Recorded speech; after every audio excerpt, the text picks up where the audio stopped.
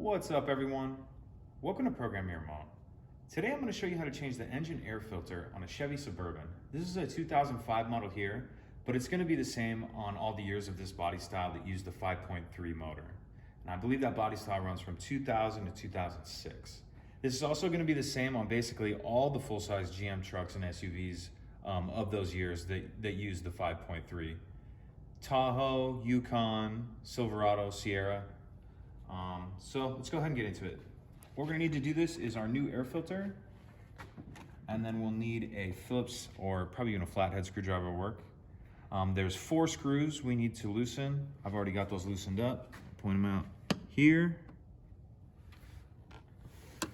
here, here. Better look at it there, right there, and right there. Basically on all the 4 corners. So once you get those loosened up, this will pick up like this.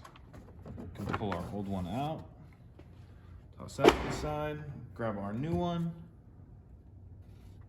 Get that seated in there.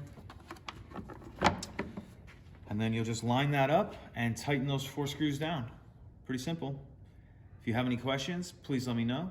If you could take a second to like and subscribe, it helps us out and I'd appreciate it. Thank you.